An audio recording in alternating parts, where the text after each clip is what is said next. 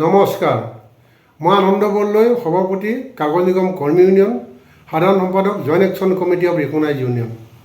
শ্ৰদ্ধাৰ শ্ৰমিক কৰ্মচাৰী বন্ধু বান্ধৱীসকল, আপোনালোক জ্ঞাত যে কাগজ কলৰ শ্ৰমিক কৰ্মচাৰীৰ প্ৰাপ্য আদায়ৰ বাবে দিল্লী উচ্চ আদালতত চলি থকা কেছৰ ওপৰত মেডিয়েশ্যন বিচৰা হৈছিল আৰু আমাক নজনোৱাকৈ মেডিয়েশ্যন বিচৰা হ'ল কিয়, সেইটো এটা কথা।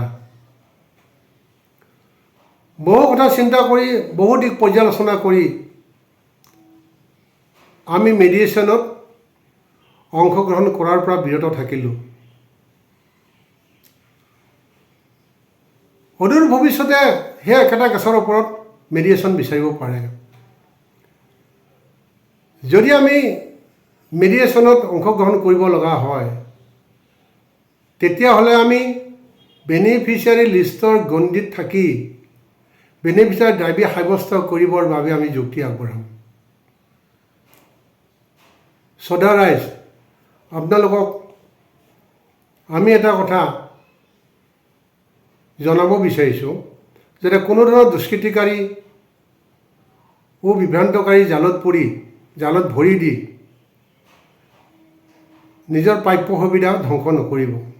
আমি নগাঁও কাগজ কলত বেনিফিচিয়াৰী লিষ্ট প্ৰস্তুত কৰি আছোঁ। গতিকে নিজৰ প্ৰাপ্য অধিকাৰৰ কথা ভাবি সকলোকে বেনিফিচিয়াৰী লিষ্টত চামিল হ'বলৈ আমি সকলোলৈকে আহ্বান ৰাখিলোঁ। ইনকলাব জিন্দাবাদ, জয় আই অসম।